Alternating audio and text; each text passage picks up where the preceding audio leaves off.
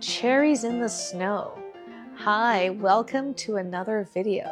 Today we're going to make this sophisticated high-end arrangement in this novel color combination of white kissed with blush and deep dark cerise.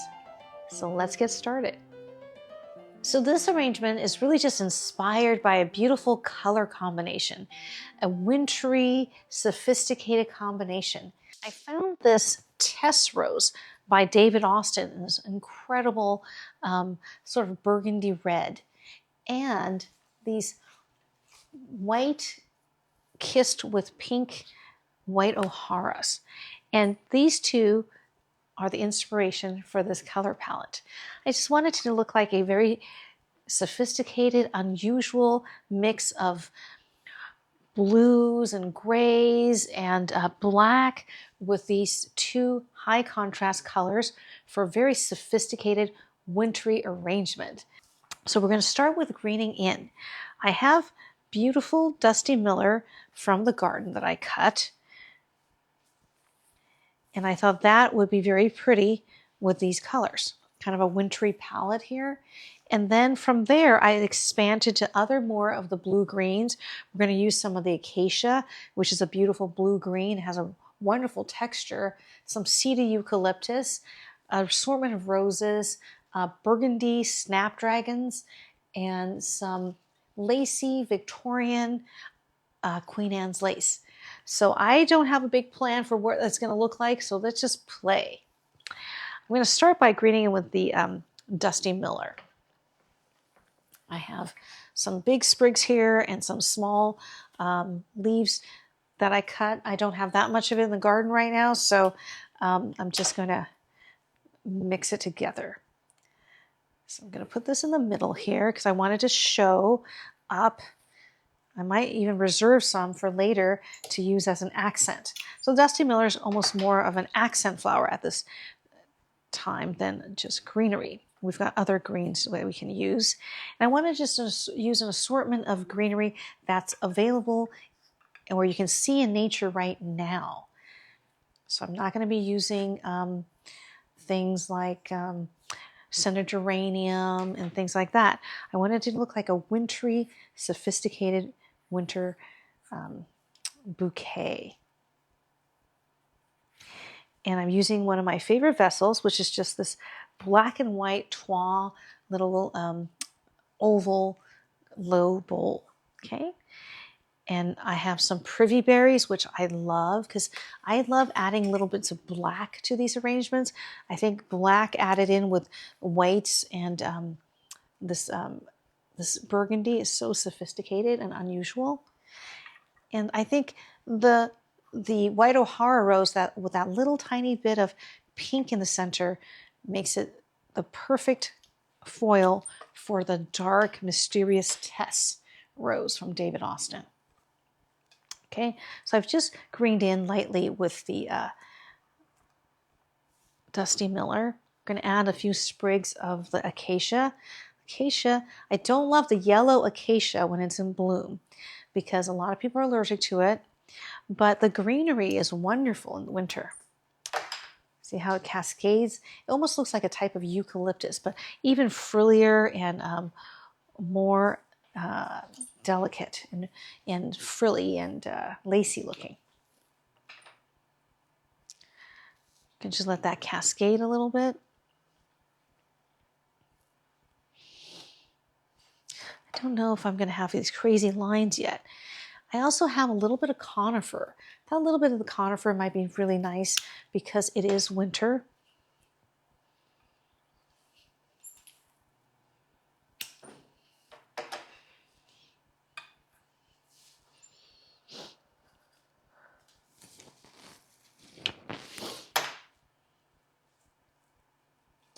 Just kind of green in. I probably have too much material. I could probably do 2 of these arrangements with the amount of material I have because this vessel's not very large. That's okay. The extras, we can maybe make a little arrangement for the powder room. You know, never too many flowers, right? Okay, so that's what I have greened in already, right here. Then I'm going to go ahead and work on this side. I'm going to go ahead and make this a two-sided arrangement since we've got plenty of material to work with, right? So I want to make sure we have some pretty flowers facing out this way too, or greenery. Okay.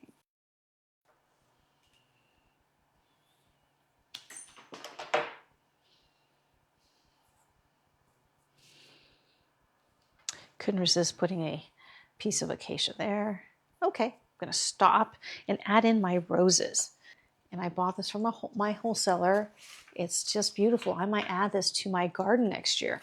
My garden's mostly like pastel-y colors, peachy pinks, salmon-y pinks, you know, whites. So it would be nice to have some of these darker colors in there. I've been looking for a red rose. I'm not a huge fan of red roses. Plus, red roses are easy to find at the flower market, grocery store, anywhere, right? So I was never a big grower of red roses.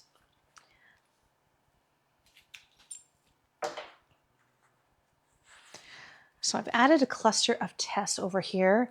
I'm going to do the same on this side. Often when you're using an oblong, either rectangular or oval container, an easy way to add in flowers is on a diagonal. The two sides don't have to be symmetrical or perfect, but it's just kind of easy to just add it in a diagonal so that you've got the same visual weight on both sides and it's gorgeous from both sides. Okay. These are just like little shorthand to arranging that I have learned in all the years I've been doing this.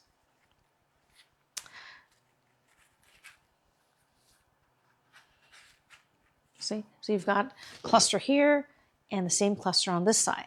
So it's just easy to add it in a diagonal. Then I'm going to add in some of these Privy berries, have a cascading and interacting sort of with our lovely Tess roses. Black colored berries are really sophisticated in your arrangement to add a little bit of texture. Almost like grapes, right? And Privy berries are very easily available. You probably will see them growing around town when you drive around. Maybe your neighbor has some. I have some Privy that is just kind of wild in my creek area. I hate it when it blooms because that smell is horrid.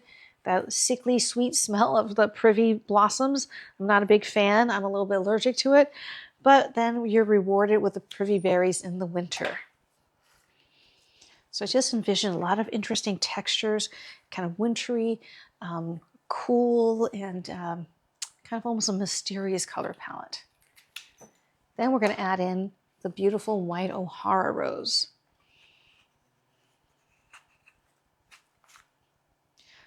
My favorite white rose. For a while, it was so hard to get that, you know, it was a coveted rose for weddings. And now lots of growers are growing it, so it's readily available. And these were 60 centimeters long, like super long stem. That's why the heads are so big.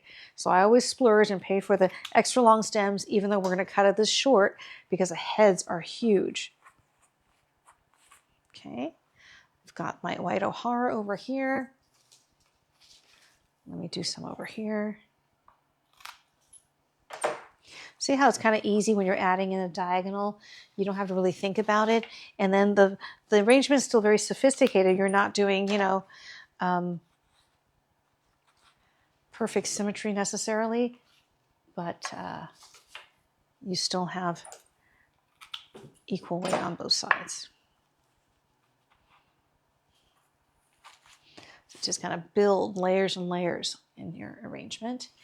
Oh, we have these fun magenta, burgundy snapdragons. I love snapdragons. They last a really long time.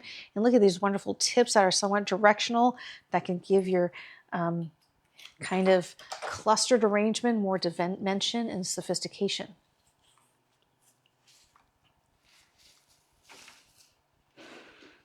And long lasting too. It depends on the snap and the grower. Some growers, the snaps last 2 weeks. Some, they snap. That's why they're called snaps. And the heads are really weak and they don't last very well. Okay. So I'm adding a piece here and a piece here. They kind of are unbalanced balance. I don't want to add two, one on each side like antlers, right? because they're somewhat directional. You got to be careful how you add these in.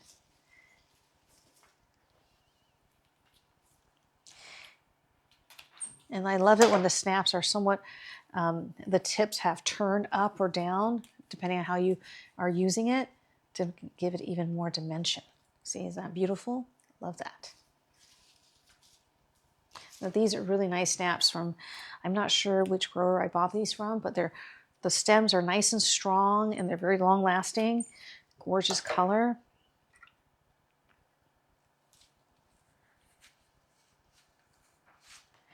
Okay, so we got like a beautiful arrangement already. Like the bones of our arrangement is already there, right? One more snap, why don't we go ahead and use it? But the decision is, where are we gonna put it? Do we do another line here, or do we do another line there?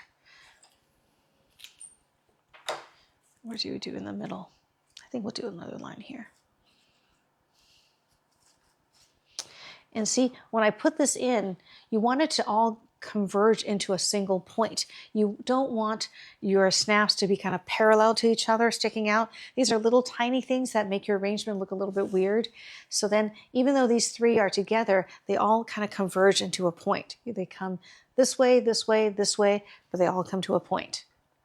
These are some elements of design that are kind of very subtle, not clearly defined, that I want to point out to you so that you can create professional, amazing arrangements at home. I also have some of these little dark burgundy mums that I think would be pretty in here. I'm going to kind of set that deep in the foam here, just so you have a little bit of background of that dark burgundy. I'm going to primarily keep it near the white O'Hara roses, because I think they will just kind of get lost if we put it with the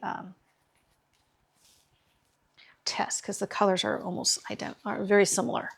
The burgundy mums have a little bit of more red in them, and then the Tess roses have a little more of that blue magenta color in it, but it's close enough. And I'm just setting it kind of deep in the foam so that you have like a little background of that dark burgundy with your white O'Hara roses. Because I don't need this to be featured that much, because I'm not a big mum person, but I like the color of these little mums. Okay.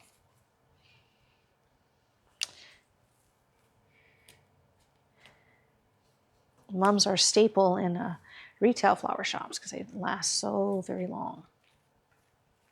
Okay. So we're almost done. See, that's very easy to create a very sophisticated arrangement if you have a game plan. Okay, what else do we have that we want to add in? We have Queen Anne's lace. I also have some of the Applejack rose. I wasn't sure I was going to use it or not because I think that the red in it is a little bit bright, but I brought a few stems just to play with, and I think my initial instinct is right that this red tip is a little too red, and it kind of takes away from the sophistication of this palette. So I'm not going to add that in. What else do we have? We have Queen Anne's lace. I'm going to add some of the Queen Anne's lace in. I think that'd be very pretty with this arrangement. Also, I would like a little pop of the brighter green. So the side buds and things of the Queen Anne's lace will give me a little hint of that, fresh green.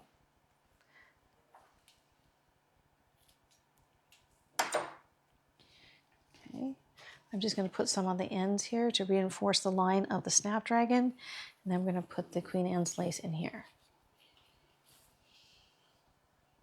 Now I have more open Queen Anne's lace that's like whiter, and I also have some that are more green, and I want to use both of them. This is also from a really wonderful grower. It's lasted a very long time, this Queen Anne's lace. Really love it.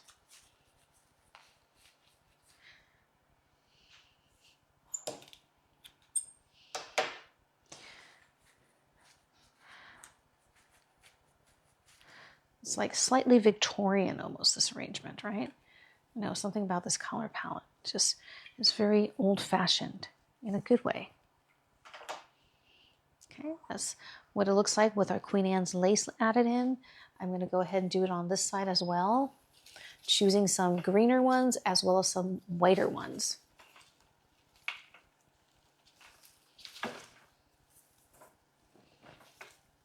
It's a beautiful green stem. And I'm cutting the side shoots to use as well.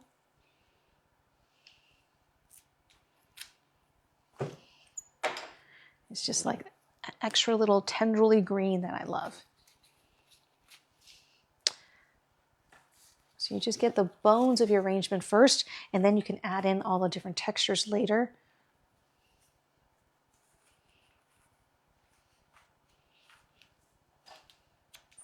I'm going to nestle this a little deeper in the foam. I'm going to cut it a little shorter.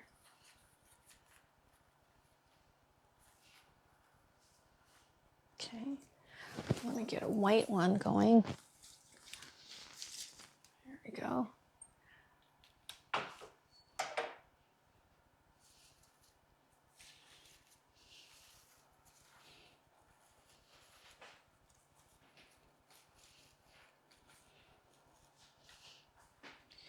You know what? I'm going to put the white one with Tess and then put the green one over here with the Dusty Miller.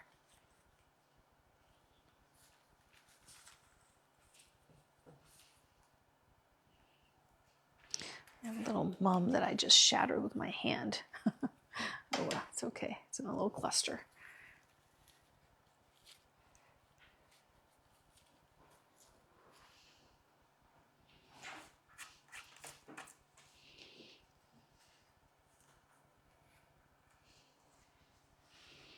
Okay, beautiful. And just to give it a little added interest, maybe we have one long, sinewy, yet airy piece here.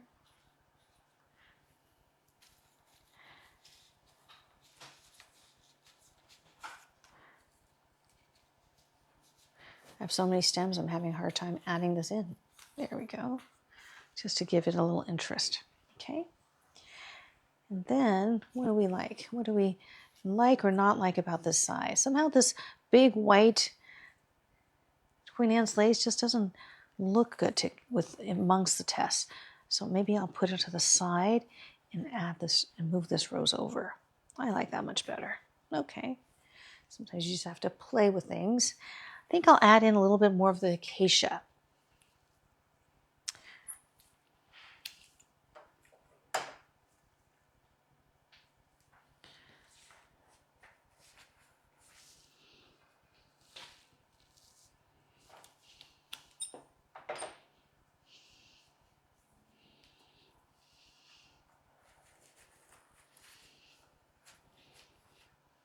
Okay, I added some Acacia here and here to kind of break up that cluster of roses. I like that very much. Do we want some more Acacia, or should we add in a little sprig of the Dusty Miller? Here's a little pretty sprig of Dusty Miller. I'm going to add that to this side here. More of that beautiful wintry grayish color. There.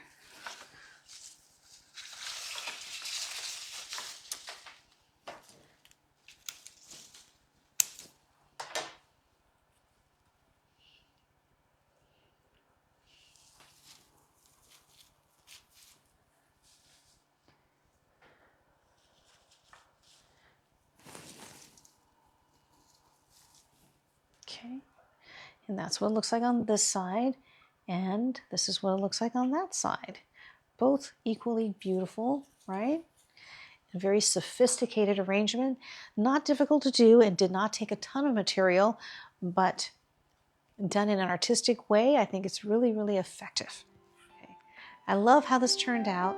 This is gorgeous. I can't wait to put this on my buffet table and enjoy it this week. I like that wintry palette, very sophisticated, be gorgeous for a winter wedding. I hope you enjoy watching me make this arrangement and learn something today. As always, please like and subscribe. Leave me a comment to let me know what you're doing this week. Don't forget to click the little bell so you can be notified when I have a video coming out. And I will see you in my next video.